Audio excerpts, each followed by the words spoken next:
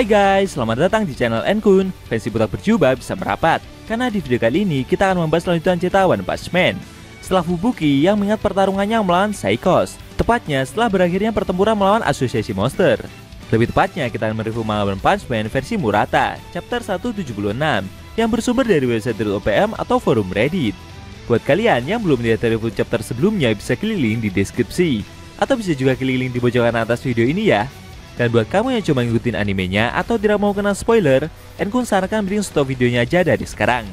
Nah, di chapter 176 ini kita diperlihatkan Fubuki bersama si botak yang mencoba menghentikan aksi dari para petinggi asosiasi dalam menjual Psychos ke organisasi Tsukuyomi. Di sisi lain, Tatsumaki tiba-tiba muncul dan dia pun mengamuk. Penasaran? Oke, langsung aja kita bahas. Let's go!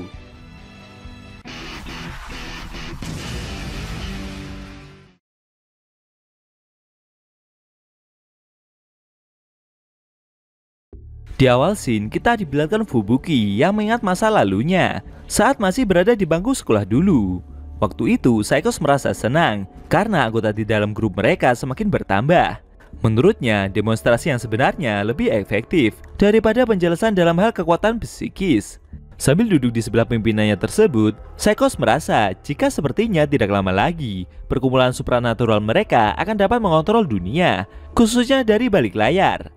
ESP yang radikal, yaitu kelompok yang disebut dengan Invisible Hand, dari kota sebelah juga mencoba berkelahi dengan anggota grup untuk penelitian supranatural. Orang-orang itu juga menganggap jika grup milik Fubuki sebagai sekelompok anak sekolah yang bermain-main saja. Namun beberapa waktu kemudian, Invisible Hand telah menawarkan untuk menjadi anak perusahaan dari mereka. Psychos merasa jika sepertinya mereka membuat pilihan yang baik dengan membiarkan organisasi itu hidup. Menurutnya, dengan begini, jangkauan organisasi mereka jadi semakin berkembang lagi. Saat berjalan pulang bersama Fubuki, Psychos bercerita jika kekuatan fisikisnya masih belum begitu kuat, karena yang bisa dia lakukan hanya mengangkat seorang manusia saja. Berbeda dengan Fubuki, yang sudah bisa mengangkat kendaraan raksasa. Melihat kemampuannya yang tidak begitu berkembang, akhirnya Psychos mencoba untuk mencari kemampuan baru, yaitu mata ketiga yang bisa melihat masa depan. Menurutnya, jika dia bisa menguasai kekuatan seperti itu, maka Psychos akan dapat memprediksi masa depan, seperti halnya peramal besar nenek Shibabawa. Psychos juga meyakini kalau dengan kekuatan ini, mereka akan dapat tumbuh dengan cepat, menjadi organisasi besar yang bahkan dapat bertahan melawan Tatsumaki. Namun saat malam hari, Psychos seperti merasakan sakit kepala yang begitu luar biasa. Dia seperti melihat masa depan yang begitu mengerikan dari kekuatan mata ketiga yang dia pelajari. Setelah melihat itu semua, dia berubah. Psychos mendatangi Fubuki dan memberitahu jika menurutnya semua ini tidak ada gunanya, serta mendominasi dunia sama sekali tidak berguna pula. Baginya, Homo sapiens seperti sekarang ini tidak melakukan apa-apa selain makan, buang air besar, kawin, dan berkembang biak sebanyak yang mereka bisa. Mereka tidak memiliki konsep keseimbangan, dan mereka seperti wabah serangga yang melahap segalanya. Tidak ada kemuliaan yang berdiri di atas ras manusia, apalagi yang dapat menyatukan mereka semua. Dalam hal ini, mereka harus mulai dari nol lagi. Sambil terus berteriak ketakutan, Psychos juga berkata kalau mereka berdua harus menghancurkan semuanya. Dia dan Fubuki tidak punya pilihan lain selain menghancurkan mereka, dan kini saatnya untuk mereka berdua melakukan sapu bersih Homo sapiens. Karena itulah tujuan dari penelitian supranatural yang selama ini mereka lakukan. Psychos meminta Fubuki untuk mengerti dan setuju dengan apa yang dia pikirkan. Sayangnya adik dari Tatsumaki itu tidak sependapat, sehingga membuat Psychos yang saat itu begitu panik jadi semakin tidak terkontrol. Setelah mengingat momen tersebut, Fubuki berhasil mengalahkan Psychos dalam pertempuran antara dua pemilik telekinesis. Fubuki yang mencoba menangkap Psychos yang kehabisan tenaga itu bertanya dalam hati, apa yang sebenarnya temannya lihat di masa depan? Dan apa yang sebenarnya membuat temannya tersebut bisa berubah seperti itu? Menurutnya, sumber kegilaan yang Psychos alami seperti sesuatu yang akan mereka temukan di masa depan. Sesaat dalam hatinya, Fubuki seperti merasakan ada gambaran akar besar yang menakutkan. Dan seketika juga, Gat seperti melihat pahlawan tersebut. Sontak saja, Fubuki yang dilihat itu langsung berkeringat ketakutan. Tapi tidak lama kemudian, para pasukannya memanggil dari belakang. Mereka merasa khawatir dengan kondisi pemimpinnya tersebut. Fubuki memberitahu mereka jika dia telah menangkap seseorang yang sangat penting dalam pertempuran ini. Setelah mengingat semua kejadian itu, Fubuki yang masih menaiki lift tersebut bertanya dalam hati, makhluk apa itu sebenarnya? Pahlawan tersebut juga berencana untuk menanyai Saiko soal apa yang dia lihat, tidak peduli apapun yang terjadi. Setelah itu, mereka semua mendatangi sel bawah tanah milik asosiasi, di mana ada para staf elit bersama seorang pemuda dari organisasi Tsukuyomi. Para staf itu terkejut, kenapa tim Fubuki bisa datang ke tempat ini? Saitama yang melihat orang-orang itu bertanya, siapa mereka semua? Lalu dengan tegas, Fubuki meminta untuk mengakhiri kunjungan ini dan menyuruh semuanya untuk segera mengevakuasi diri. Tentu saja perkataan tersebut membuat mereka semua jadi merasa bingung sendiri. Fubuki bercerita kalau Saikos telah ditambahkan ke daftar penahanan resmi oleh Asosiasi Pahlawan pagi ini, dan informasi itu dapat diakses oleh semua pahlawan pro. Jika kakak perempuannya melihat itu semua, maka mereka akan dapat melihat Tatsumaki mengamuk demi untuk menghabisi wanita yang menjadi dalang dari asosiasi monster tersebut. Di saat yang bersamaan, dari langit markas asosiasi ada Tatsumaki yang ternyata sudah tiba. Lalu secara mengejutkan, lokasi tersebut mengalami guncangan yang sangat hebat. Saking besarnya kekuatan yang Tatsumaki keluarkan, bahkan sampai membuat atap dari penjara tersebut mengalami keretakan dalam skala besar. Kejadian itu membuat semuanya pada panik. Tapi konyolnya, Saitama malah salah paham. Dia mengira jika orang yang menciptakan guncangan ini adalah orang yang sama dengan orang yang telah menghancurkan rumahnya dulu. Tidak lama kemudian, secara mengejutkan, Tatsumaki pun muncul dari sisi sebelah ruangan penjara tersebut. Para staf elit yang melihat kejadian itu tidak habis pikir, kenapa pahlawan kelas S itu bisa datang ke sini? Sambil menunjuk Saikos yang sudah pingsan itu, Tatsumaki bertanya kepada mereka semua, kenapa wanita tersebut masih bisa dibiarkan hidup? Dengan sigap, Fubuki segera mengeluarkan kekuatan psikisnya untuk mendorong kakaknya itu. Sedangkan pemuda misterius tersebut mencoba untuk melindungi Saikos dari serangan yang Tatsumaki lancarkan. Melihat wanita itu masih dilindungi dengan kekuatan psikisnya, Tatsumaki langsung menghempaskan orang misterius itu hingga menghantam dinding dengan sangat keras.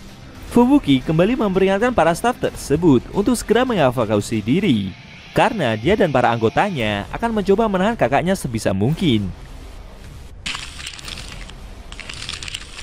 Mendengar perkataan itu, membuat para pasukan Fubuki jadi pada terkejut. Mereka tidak mengira kalau akan disuruh untuk ikut andil bagian dalam pertempuran gila tersebut. Tatsumaki yang coba untuk ditarik oleh adiknya itu bertanya, kenapa adiknya harus melindungi monster ini? Apakah otak dari Fubuki baru saja dicuci hingga membuatnya berani untuk melawan?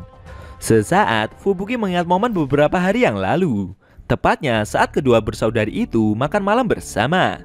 Saat itu Tatsumaki bercerita jika Tsukuyomi adalah organisasi penelitian psikis yang telah mengurung dan menggunakannya sebagai kelinci percobaan. Menurut Tatsumaki, setelah ini orang-orang itu akan ganti mengejar Saikos. Bagi pahlawan kelas S itu, Saikos mungkin adalah monster, tapi dia tidak sudi untuk menyerahkan wanita itu kepada siapapun. Dia akan melakukan sedikit acting, dan Tatsumaki juga membutuhkan bantuan dari adiknya tersebut.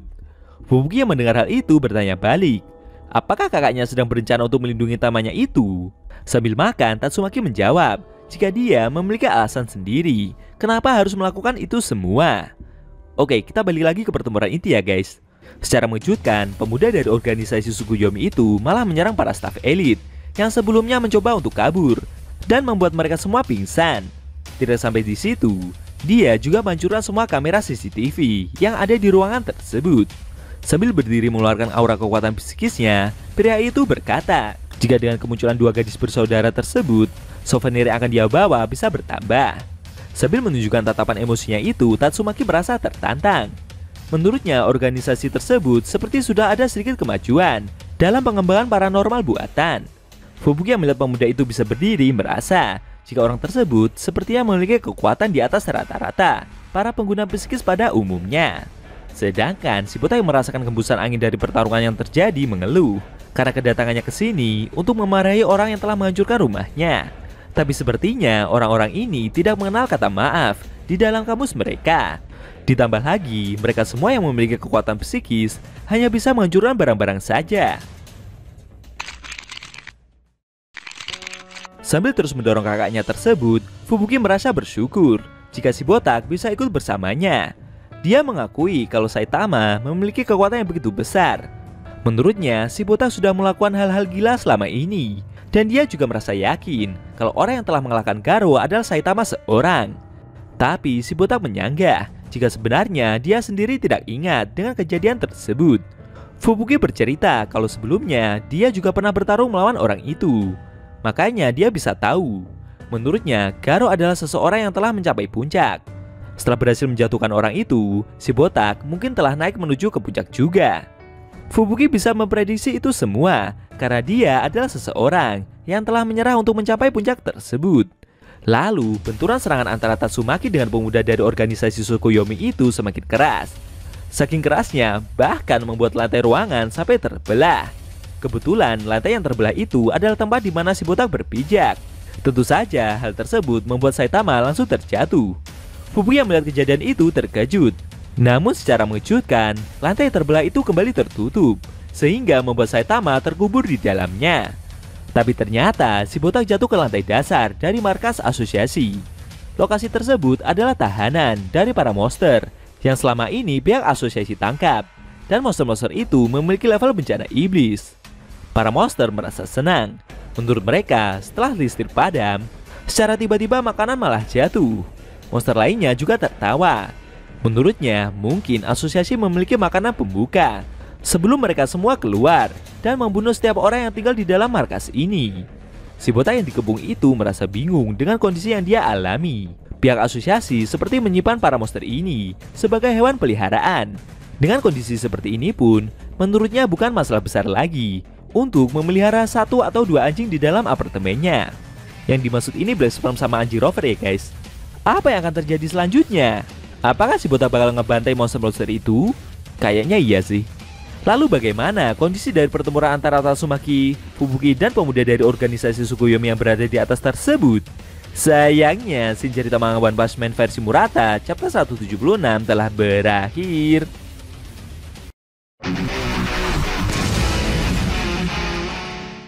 Oke guys, itu tadi review manga One Punch Man versi Murata chapter 176 yang intinya memperlihatkan Saitama yang terkubur dan terjatuh di dalam tahanan para monster milik asosiasi pahlawan.